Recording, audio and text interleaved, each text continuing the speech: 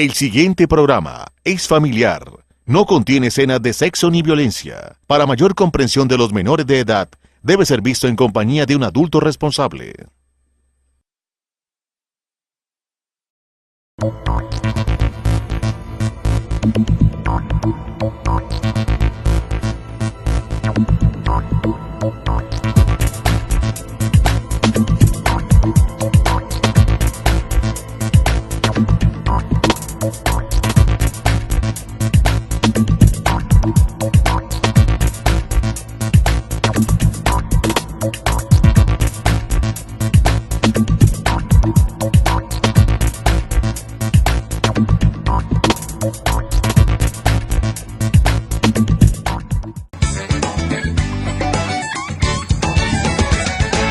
Un cordial y afectuoso saludo para todos nuestros televidentes, para todos los que ven este programa Salud con HMB.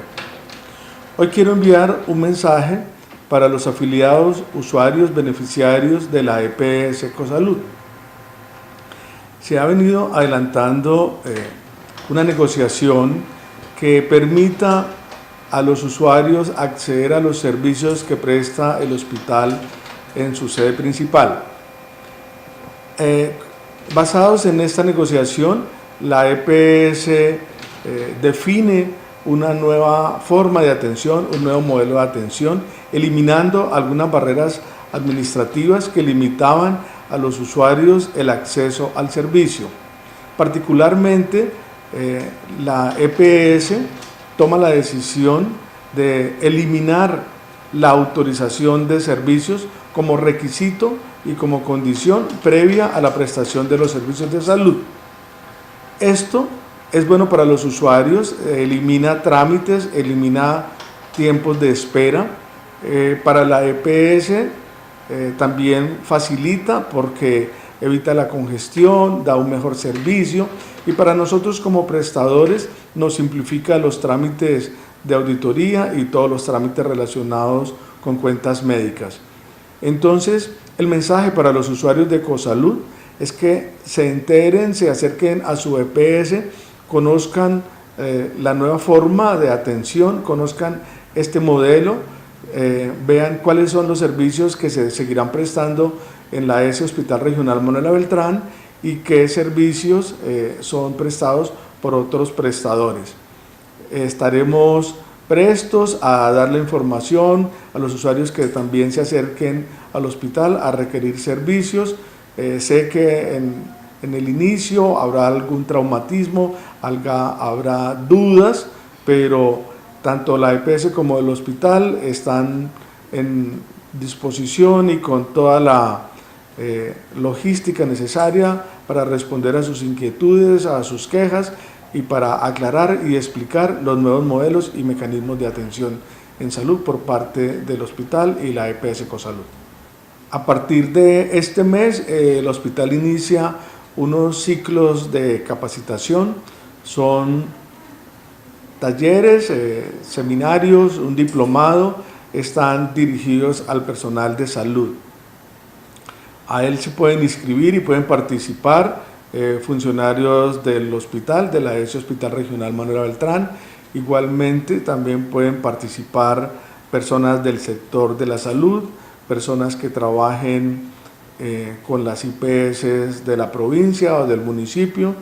Igualmente invito a los hospitales cercanos, a los hospitales de la provincia comunera, de la provincia guanentina y de la provincia beleña, a que aprovechen estos espacios académicos. Hay que hacer una inscripción previa.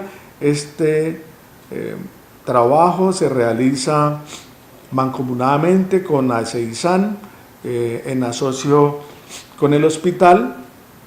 Los temas son de actualidad. El primer diplomado tiene una intensidad de 112 horas y su temática, su tema principal es el de la aplicación de herramientas para la integración de los sistemas de gestión de calidad en salud. ¿Sí?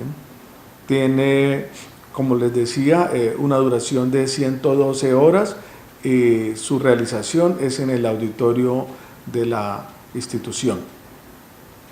Los talleres o cursos de formación, uno trata sobre gestión estratégica para la sostenibilidad administrativa y financiera en salud. Tiene una duración de 48 horas. Y el otro curso se llama curso de formación en gestión y prevención de factores de riesgo asociados al cuidado del paciente en las entidades de salud. Entonces, la invitación a todo el personal de salud, el personal administrativo de los diferentes hospitales de las provincias, para que se inscriban, para que participen y aprovechen esta oportunidad de formación y de actualización. La AS Hospital Regional Manuela Beltrán se permite invitar a todo el personal médico, de enfermería y auxiliares de salud para que participen en nuestro primer simposio, simposio de urgencias, que será realizado los días 7 y 8 de septiembre. El lugar será el auditorio principal de la Universidad Libre del Socorro.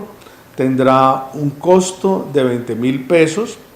Las inscripciones se están recibiendo en la oficina de calidad del hospital, y para mayor información puede comunicarse al teléfono 727-4000, extensión 228. Este seminario tiene como temática las 10 principales patologías del servicio de urgencias. Está dirigido a todos los médicos, al personal de enfermería, el personal de auxiliar que labora en las diferentes empresas sociales del Estado, de nuestras provincias.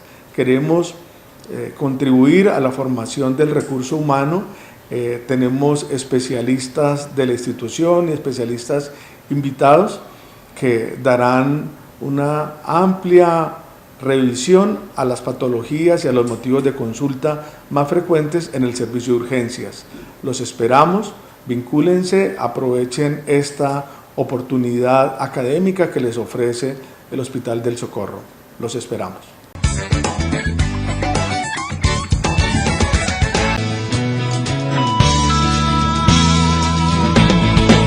Un cordial saludo para todos los teleoyentes de parte del Hospital Manuela Beltrán y del Departamento de Medicina Legal, Ciencias Forenses del Hospital Manuela Beltrán. Vamos a tener una pequeña disertación respecto de algunos aspectos relevantes que tienen que ver con esa conducta punible en este momento, como son los delitos de violencia intrafamiliar.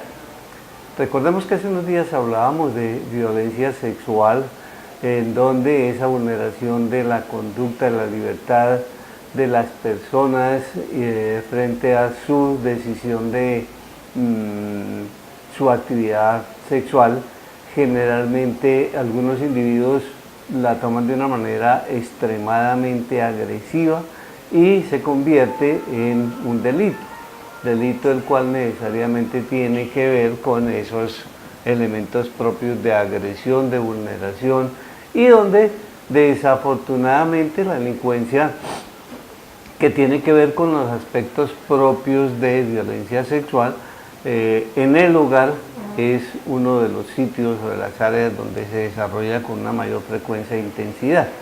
Es por eso que no podemos deslindar de alguna manera importante el evento propio de la violencia intrafamiliar y la violencia sexual. Recordemos que esa violencia sexual en niñas y niños muchas veces viene de sus progenitores, de un parejo del padre o de la madre, en donde necesariamente van frente a ese falso poder, van a tratar de sumirlos en unas conductas inapropiadas, ya sean en actos o en acceso que dentro de la familia se podría considerar esa violencia intrafamiliar, ese desprecio, ese menosprecio, esa desatención a estos niños.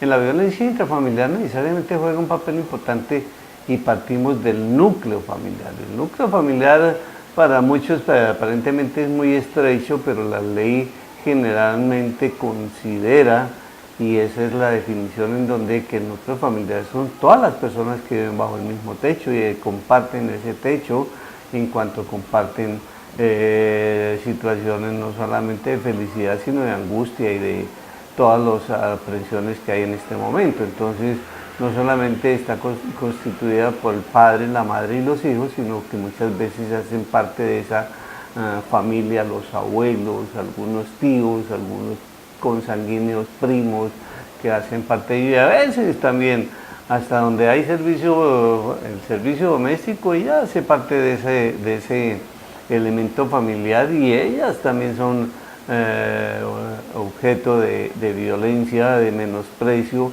Y si partimos de una situación fundamental, estas personas son vulneradas cuando no les paga lo adecuado, no se les da la atención en salud adecuada, se tiene una serie de situaciones violentas.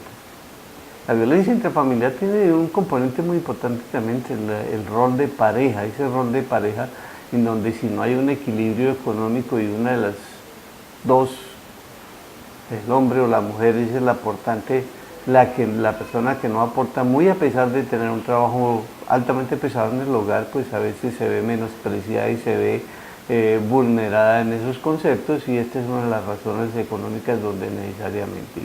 Y la violencia intrafamiliar no solamente implica una violencia física, sino es una violencia de género, es una violencia psicológica, y generalmente es la más frecuente. Y dentro de la misma violencia de pareja, recuérdese que puede haber violencia sexual. El hecho de que uno de los dos, generalmente, muy a pesar de que se considera que ella es la vulnerada, la parte de género femenino, el individuo también puede en un momento determinado tener esas consecuencias. El decir no, y bajo ese decir no, ese no deseo, esa vulneración de invadir esa esfera de lo íntimo, de lo personal, estamos cometiendo una violencia sexual, una violencia doméstica, una violencia económica, una violencia psicológica, y donde este trauma psicológico, muy a pesar de que no es una agresión física que se evidencia, es una de las agresiones más altas que vemos, ese desprecio, ese abandono, ese desestrés, esas situaciones de conducta que llevan muchas veces a que, si la estamos desbordando frente a los hijos de estos hijos, tomen conductas y comportamientos que los ponen en un riesgo, los llevan a un riesgo, o son la consecuencia directa de adicciones farmacológicas, adicciones frente a bebidas, adicciones frente a comportamientos inadecuados de pareja. Y ese ejemplo que se está dando necesariamente es un ejemplo repetitivo. Aquellos que vieron que los abuelos maltrataban a los padres, se consideran que ahora los padres que los maltrataron, ellos deben ser unos maltratadores, y esa situación generalmente solo se rompe mediante un proceso propio de educación, un proceso mismo de aprendizaje, de ese apego que debe haber entre la familia, que no es fácil llevar y no es fácil tener en cuenta frente a algunas situaciones. Esas situaciones de violencia generalmente las desbordamos en los hijos, y en este momento hay condiciones que aparentemente de ley, donde se dice que se prohíbe ese maltrato. Muchas veces el maltrato está dado frente a la falta de un momento de corrección adecuada, y cuántos hubieran querido de que en un momento determinado hubieran tenido una corrección, un alto ya en esos comportamientos que tenían inadecuados, y no estarían pagando incluso cárcel, como puede estar en algunos individuos. Es decir, que la violencia necesariamente implica esa desarmonía que hay en el hogar, ese comportamiento agresivo, y generalmente es muy frecuente en los servicios médicos, en los servicios de la consulta de medicina legal, encontrar que el daño a las parejas. Una de las frecuentes causas que vienen, y digo, ¿cómo? Y usted hace 8 o 10 años vulnerada y nunca, no, es que me pegaba pasito, o es que las razones mismas no eran suficientes, y que generalmente lo que están esperando es que la puñalada o la cortada o el ahorcamiento sea una situación decisiva y ya no se convierta en una violencia de lesiones personales, sino una violencia de carácter tanatológico, es decir, con una muerte. Y ya hemos visto que hay un número muy alto de esas situaciones en donde Ahorita, al igual que el homicidio, cuando se vulnera a una mujer decimos que hay un feminicidio, pero no necesariamente se tendrá que llegar a la razón de la muerte para decir que está en peligro esa persona. Y el peligro de muchas personas intrafamiliares es la cercanía a procesos propios que pueden vulnerar con la vida.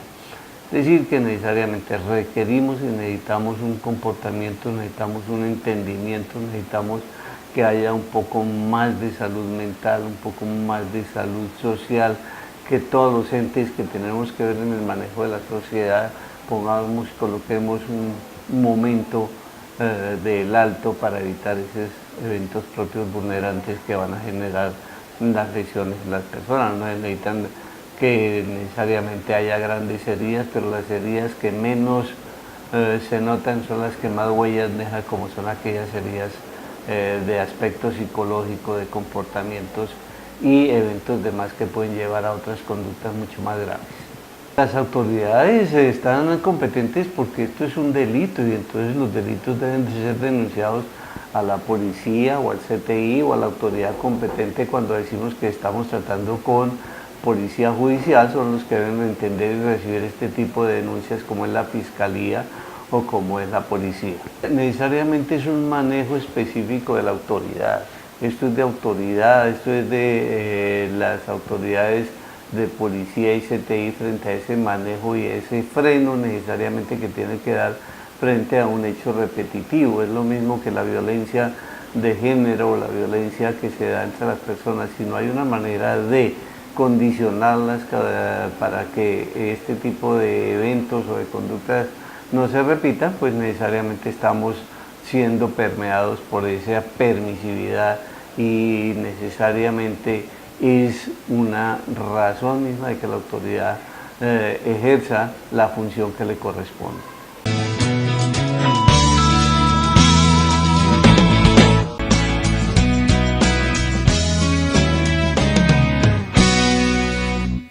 Pues para informarle a toda la comunidad del municipio del Socorro que en este momento el hospital continúa dando citas médicas especializadas. El día lunes medicina interna y la especialidad de psiquiatría.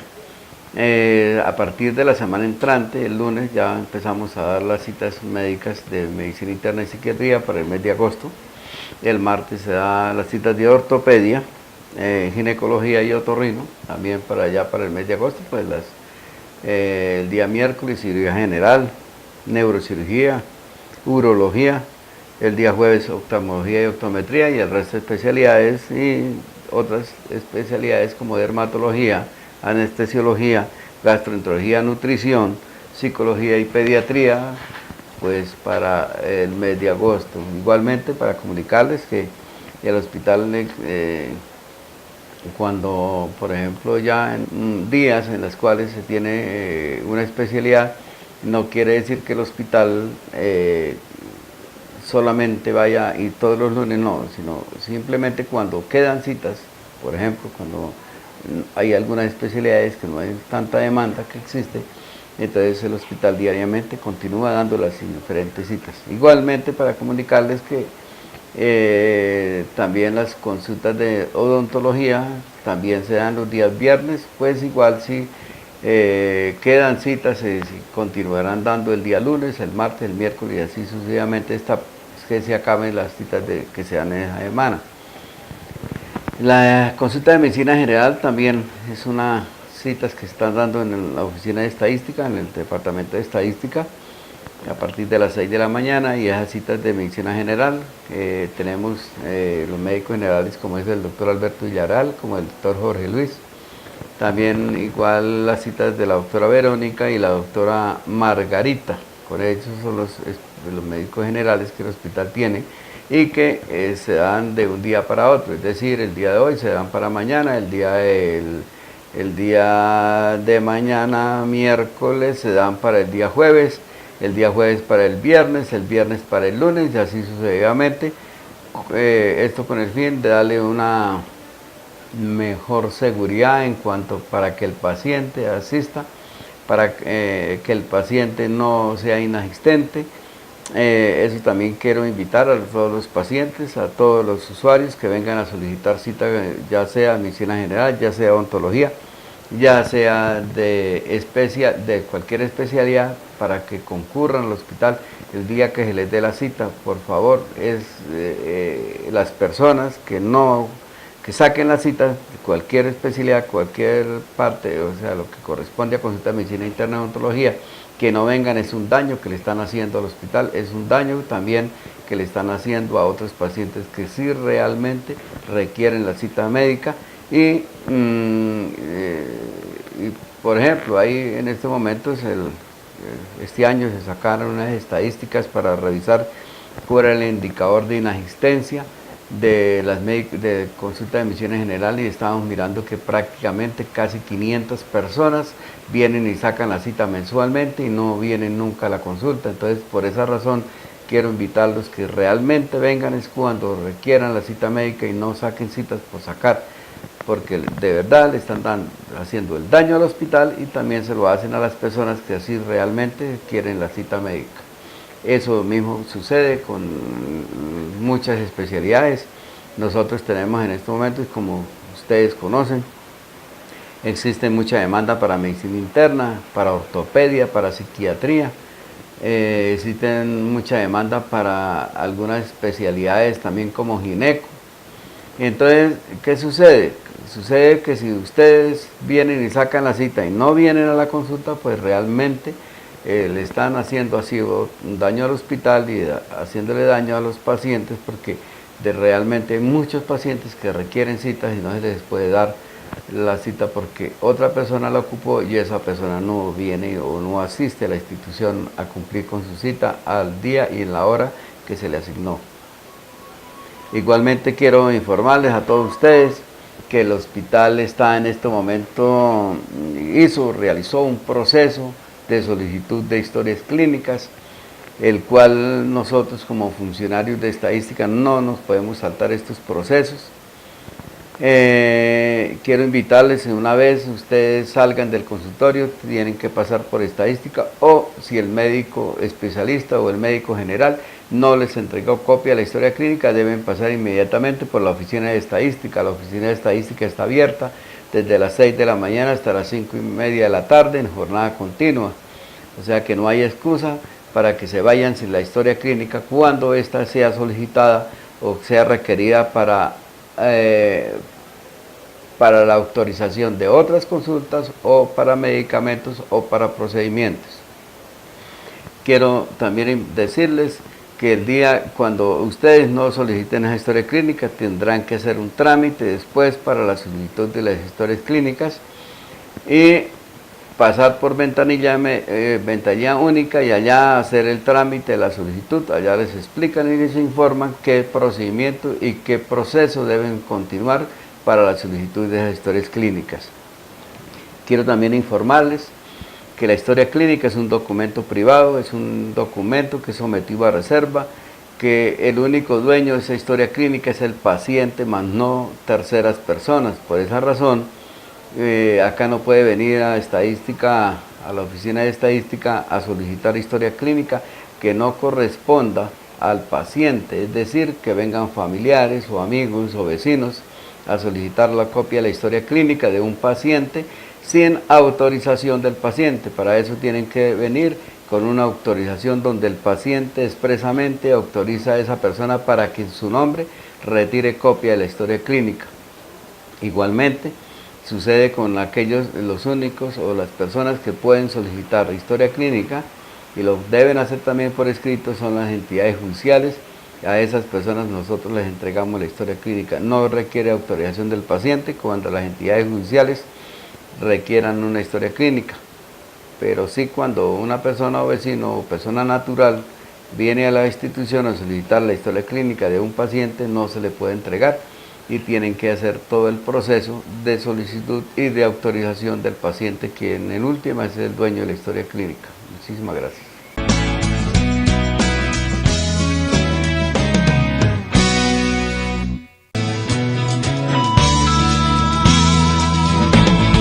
Un cordial saludo para todos los televidentes. El día de hoy, de parte del Hospital Regional Manuela Beltrán, queremos hacer un enfoque en una patología muy común en este periodo del año, que es la enfermedad febril del dengue.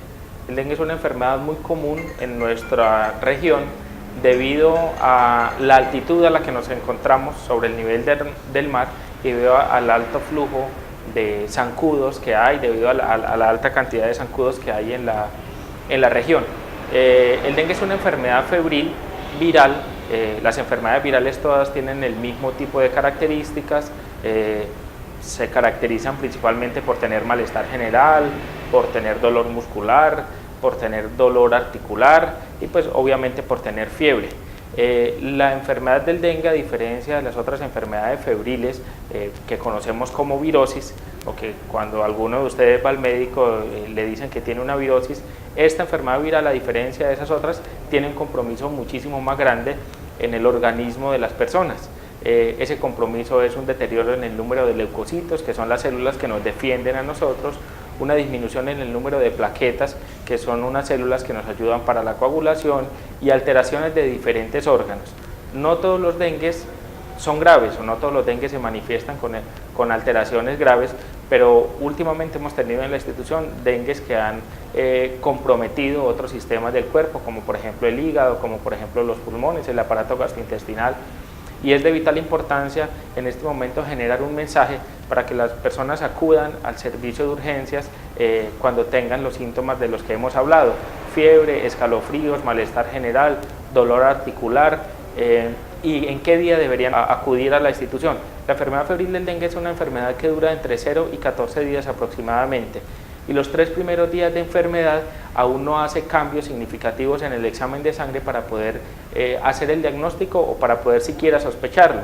La invitación es para que las personas acudan al servicio de urgencias aproximadamente entre el tercer y cuarto día de enfermedad. Cuando venimos en el primer día de enfermedad, pues lo único que podemos es darles unas recomendaciones, unos signos de alarma, indicarles hidratación en la casa, manejo antipirético, o sea, manejo para la fiebre, y pedirles que acudan nuevamente por el servicio de consulta externa. Entonces lo ideal es que más o menos al tercer día podamos estar haciendo ese tipo de ayudas diagnósticas que nos son útiles para poder diagnosticar la enfermedad. Las recomendaciones para los pacientes que están únicamente en el primer día de enfermedad o en el segundo día de enfermedad es reposo en casa, es una hidratación abundante. Esos días los pacientes van a estar sin hambre, no van a querer comer muchas cosas, pero lo ideal es que la hidratación no se pierda. No pasa nada si no comen muy bien el desayuno, el almuerzo o la comida, siempre y cuando se mantenga una adecuada hidratación. La hidratación se puede hacer con lo que uno la quiera hacer. Algunas personas quieren tomar jugo de mora y jugo de uvas y jugo de agras y jugo, no importa nada, lo importante es hidratarse. Pueden tomar jugo de lo que sea, siempre y cuando el paciente no empiece a vomitar. ¿Por qué no debe tomar jugos rojos el paciente que está vomitando? Porque una de las complicaciones del dengue es la hematemesis, que es el vómito de sangre, y en algunas ocasiones cuando los pacientes han consumido frutas rojas como las agras y como las uvas y como la mora, están vomitando rojo y no sabemos realmente por qué es, si es por los jugos que se tomaron o es realmente sangre del paciente.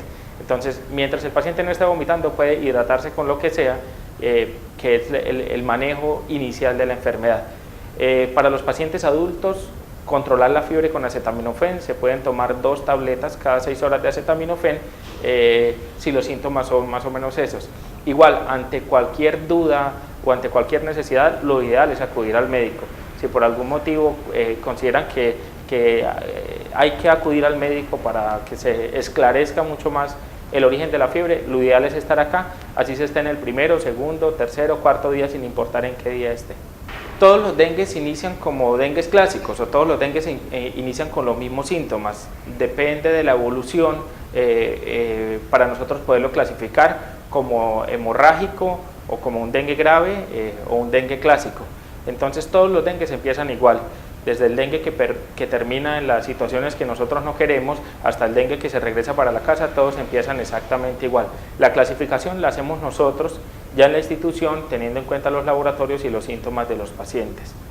Cuando las personas están cursando con patologías virales, con virosis, con gripas, acostumbran a ir a las farmacias para que les indiquen alguna clase de manejo, porque de pronto vinieron al servicio de urgencias y estaba muy lleno, o porque de pronto confían mucho en la persona de la farmacia que les puede indicar algo. Lo recomendable es que no se haga eso, porque la enfermedad febril del dengue se empeora cuando nosotros colocamos medicamentos intramusculares. Cuando la persona va a la farmacia para que le pongan un diclofenaco y una dexametasona para que le pase la gripa, si es un dengue, ese diclofenaco y esa dexametasona que se administró puede empeorar la enfermedad porque hace un gasto mayor de plaquetas.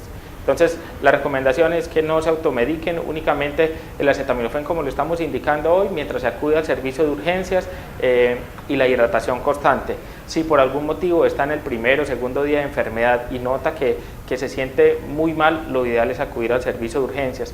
Mientras que se pueda estar en la casa por lo menos el primero o segundo día, en el tercer día sería lo ideal para poder hacer las ayudas diagnósticas. Los signos de alarma para pensar en el dengue grave, en el dengue que se va a complicar, es que siempre cursa con dolores abdominales muy fuertes, es un dengue que puede presentar sangrados, la persona que está con un cuadro febril, que está presentando fiebre y al cepillarse los dientes escupe sangre, ese es un signo de alarma porque podría ser un dengue complicado. La persona que empieza con deposiciones diarreicas y en algún momento la diarrea pueda tener sangre es un signo de alarma. Los pacientes que empiezan a tener dolor abdominal muy fuerte es un signo de alarma también para acudir sin importar el día de enfermedad en el que esté. La enfermedad febril del dengue en los niños se comporta igual que en los adultos. El manejo que nosotros brindamos es exactamente el mismo, manejo con hidratación continua y abundante. Hacer el diagnóstico en el niño a veces se torna un poco más difícil porque pues no pueden referir con claridad los síntomas que están teniendo, pero sin duda alguna ninguna mamá que vea un hijo con fiebre espera muchos días para traerlo al médico. Entonces la invitación es que ante cualquier duda vengan a nuestro servicio de urgencias, que nosotros esclarecemos las dudas, así no se hospitalice, así no se le hagan ayudas diagnósticas. Lo ideal es que se haga una atención personalizada y ustedes puedan regresar a la casa con más tranquilidad para acudir posteriormente a nuestro servicio o a un servicio de consulta externa para que se le tomen las ayudas diagnósticas necesarias. Otra situación que debemos tener muy en cuenta es los depósitos de agua limpia que hay en la casa que pueden hacer que se aumente la reproducción del zancudo que transmite el dengue, que es el Aedes aegypti. El llamado es para que en lo posible no permitamos que se acumulen aguas limpias en la casa. Aguas limpias son el agua lluvia que cae dentro de una taza que por algún motivo está hace mucho tiempo en la casa, ahí se puede reproducir el zancudo. El agua que está en el tanque de lavar la ropa, que se fueron de vacaciones 5 días y cuando vuelvan en 5 días va a estar lleno de larvas y va a estar lleno de zancudos por no haber cambiado esa agua.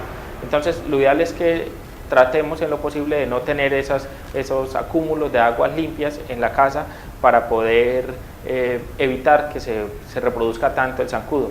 Otra manera es, ante cualquier cuadro febril que se presente en la casa, lo ideal es que se empiecen a utilizar toldillos para poder librarnos de la picadura de los zancudos y de esa forma pues evitar de cierta manera la transmisión del dengue.